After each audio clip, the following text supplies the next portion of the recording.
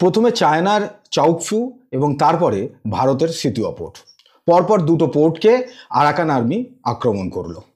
এবারে এই যে সিতুয়া পোর্ট তৈরি করছে ভারত, এটা ভারতের জন্য ভীষণভাবেই গুরুত্বপূর্ণ একটা পোর্ট, এই কারণেই যে একদিকে মায়ানমারের রাখাইন প্রদেশে এই পোর্টের ফলে চায়নার দিকেও নজর রাখা যাবে, বে অফ বেঙ্গলেও ভারত নজরদারি করতে পারবে। আর তার থেকেও গুরুত্বপূর্ণ হলো ভারতের যে নর্থ ইস্টের যে রাজ্যগুলো আছে, যেমন মিজোরাম, নাগাল্যান্ড, মণিপুর, এই সমস্ত রাজ্যগুলোতে রসদ পাঠাবার জন্য, মানে কখনো যদি চায়না অরুণাচল প্রদেশ বা এই জায়গাটায় কোনো রকম ডিস্টারবেন্স তৈরি করে, তখন অস্ত্র সেনাবাহিনী পাঠাবার জন্যও কিন্তু এই রুটটা ভীষণভাবেই গুরুত্বপূর্ণ আগামী দিনের জন্য। এইবারে ভারতের বাইরে প্রথমে ইরানের চাবাহারে সেখানে পোর্ট তৈরি করে, কিন্তু সেখানে মাত্র দুটো টার্মিনালস ইউজ করবে ভারত। কিন্তু গোটা একটা পোর্ট ভারতের বাইরে তৈরি করছে, এটাই কিন্তু প্রথম। যদিও এটা সেকেন্ড প্রজেক্ট, কিন্তু পুরো পোর্টটা নিজেরা ব্যবহার করার ক্ষেত্রে এটাই কিন্তু ভারতের জন্য গ্লোবালি প্রথম। এবারে সেই কারণেই এপ্রিল 2024-এ ভারত সরকার এই পোর্টকে তৈরি করার জন্য $500 বিলিয়ন তারা অ্যাপ্রুভ দেয় যে এই পোর্টের খরচার জন্য। সেভাবেই পোর্টকে তৈরি করা শুরু হয়ে যায়।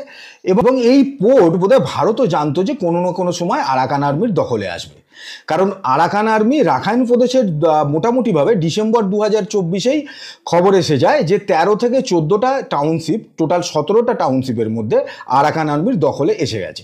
এরপরে কয়েকদিন আগে 15 নম্বর টাউনশিপ, অর্থাৎ চায়না যেখানে পোর্ট তৈরি করছে চাউফু, সেটাকে আক্রমণ করে এবং সেই জায়গাটা দখল করে। এরপরে 16 নম্বর হিসেবে রাখাইন প্রদেশের রাজধানী যে সিতুয়া শহর, সেইখানেই সিতুয়া পোর্ট তৈরি হচ্ছিল এবং এটাও আলটিমেট আরাকান আর্মির দখলে আসে। এখান থেকে জুন্টা সরকারের নাভাল বেসের দূরত্ব মাত্র 4 কিলোমিটার। মায়ানমারের যে মিলিটারি, তাকে জুন্টা বলা হয়, সেই জুন্টা সরকার মাত্র 4 কিলোমিটার দূরে নাভাল বেস আছে এবং জুন্টা জানিয়ে দিয়েছে যে তাদের যে নাভাল বেস সেটা কিন্তু তাদের হাত থেকে যেতে বসেছে। যদিও তারা এখন অবধিও এয়ার স্ট্রাইক এবং শেলিং তারা করে চলেছে, আরাকান আর্মির সঙ্গে তারা লড়াই চালিয়ে যাচ্ছে, কিন্তু সেটা যে পতন হবে, তাদের হাত থেকে যেটা বেরিয়ে যাবে, সেটা তারাও বুঝে গেছে। তার মানে মোটামুটিভাবে রাখাইন প্রদেশ আরাকান আর্মির দখলে এসে গেল।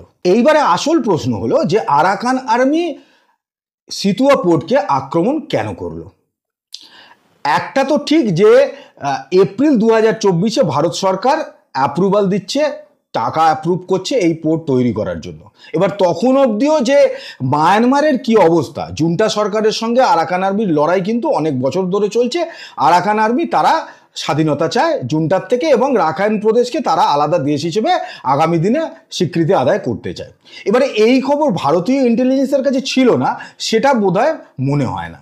তাহলে তারা আরাকান আর্মি সিতুয়া পোর্ট আক্রমণ করলো কেন? এখন অবধি যা খবর তাতে কিন্তু তারা ওই জায়গাটার দখল নিয়েছে, পোর্টটার দখল নিয়েছে, কিন্তু এখন অবধিও সিতুয়া পোর্টের কোনো মানে ভেতরের অংশের কোনো ক্ষতি কিন্তু তারা করেনি এবং আমার ধারণা যে ক্ষতি তারা করবেও না। তার কারণ আরাকান আর্মি এই মুহূর্তে যেটা চায়, সেই কারণেই প্রথমে চায়নার পোর্ট, তারপরে ভারতের পোর্ট, এই দুটোকে আক্রমণ করলো।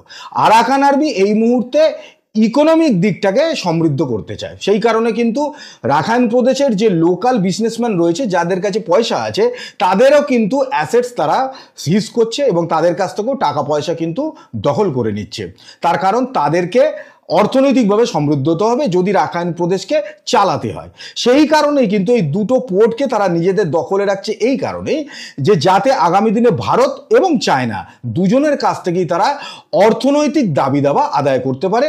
এবং ভারত এবং চায়না এই দুজনেই যেহেতু একটা হিউজ পরিমাণ টাকা এখানে ইনভেস্ট করে বসে আছে, তাই আরাকান আর্মির সঙ্গে তাদেরকে নেগোসিয়েশনে যেতে হবে। এটা আরাকান আর্মিও জানে এবং ভারত এবং চায়না দুজনেই জানে যে আরাকান আর্মির সঙ্গে আগামী দিনে তাদের নেগোসিয়েশন করতে হবে কতটা টাকা তারা আদায় করে নিতে পারে। 2 নম্বর আরাকান আর্মির যেটা সুবিধা তারা নিতে চায় সেটা হলো যে যেহেতু রাখাইন প্রদেশ তাদের আন্ডারে চলে এসেছে, আগামী দিনে তারা নিজেদেরকে আলাদা দেশ হিসেবে স্বীকৃতি দাবি করবে। সেই ক্ষেত্রে ভারত এবং চায়না এই দুটো বড় দেশই তাদেরকে সমর্থন দিতে হয়তো বাধ্য থাকবে, কারণ এই দুটো পোর্টই এদের দুই দেশের কাছে ভীষণই গুরুত্বপূর্ণ এবং টাকা ইনভেস্ট হয়ে গেছে। তাই আগামী দিনে আরাকান আর্মি ভারত এবং চায়না দুজনের কাছেই কিন্তু চাপ তৈরি করবে যে তাদেরকে আলাদা দেশ হিসেবে স্বীকৃতি দিক ভারত এবং চায়না, যেটা কিন্তু আফগানিস্তানও এখনও চালিয়ে যাচ্ছে, যে ভারতের সঙ্গে নেগোসিয়েশন চলছে যে ভারত যাতে আফগানিস্তানকে স্বীকৃতি দেয় তালিবান সরকারকে। সেরকমই আরাকান আর্মিও কিন্তু আগামী দিনে ওই একই পথ বাজবে বলেই মনে হচ্ছে। 3 নম্বর হলো, সারা পৃথিবীতেই আমরা যদি দেখি যে বিভিন্ন যে যুদ্ধ চলছে সেটা সেই কোনো যুদ্ধই কিন্তু ধর্মের বাইরে নয়।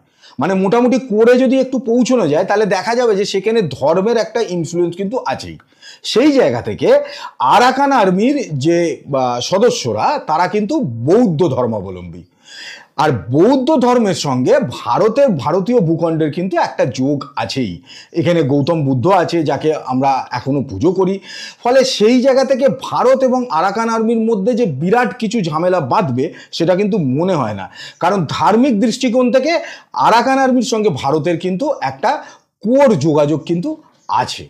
আর 4 নম্বর হলো, যেটা ব্যক্তিগতভাবে আমার মনে হয়েছে, যে যেহেতু চায়না এখন ভারতের সাথে কিন্তু একটা সম্পর্ক ভালো করতে চাইছে, কারণ আমেরিকায় যেরমভাবে ট্যারিফ বসাচ্ছে, চায়নার ওপরে যে পরিমাণ ট্যাক্স বসাচ্ছে, স্বাভাবিকভাবেই চায়না আমেরিকা এখন যুদ্ধ পরিস্থিতি তৈরি হয়ে গেছে। সেই কারণে কিন্তু চায়না এখন ভারতের দিকে বেশি করে তাকিয়েছে।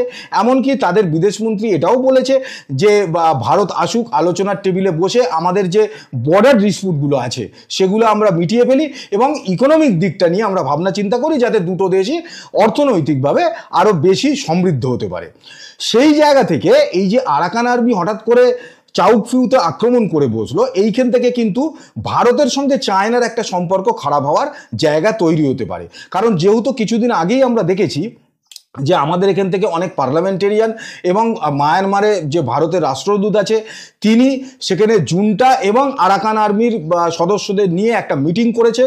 এমনকি সেই মিটিং সিতুয়া পোর্টেও কিন্তু হয়েছে এবং আরাকান আর্মি অনেকদিন আগেই তারা বলেছে যে সিতুয়া পোর্ট নিয়ে ভারতকে কোনো চিন্তাভাবনা করতে হবে না, এটার সিকিউরিটি তারা দেবে। এখন তারপরে কয়েকদিনের মধ্যেই চায়নার যে পোর্টকে আক্রমণ করে বসলো, এতে চায়নার সঙ্গে আমাদের সম্পর্ক একটা খারাপ হওয়ার জায়গা আছে। চায়না এটা মনে করতেই পারে যে ভারত আর আরাকান আর্মি দুজন মিলে প্ল্যান করে তাদের চায়নার যে পোর্টটা আছে তাতে তারা আক্রমণ করলো। সেই কারণেই কি ভারতেরই কথায় আরাকান আর্মি সিতুয়া পোর্টের দখল নিল, যাতে চায়নার সঙ্গে ভারতের সম্পর্কটা খারাপ না হয়, চায়না যাতে ভারতকে দোষী সাব্যস্ত না করতে পারে। সেই কারণেই কি ভারতের এই প্ল্যান? কারণ তাহলে ভারত বলতে পারবে যে দেখো ভাই, তোমার পোর্ট যেমন আক্রান্ত সেরকমভাবে আমার পোর্টও আক্রান্ত, তাহলে আমার এখানে হাত থাকে কি করে? এই জায়গাটা তৈরি করার জন্যই কি ভারতই পেছন থেকে আলটিমেট চালটা খেললো?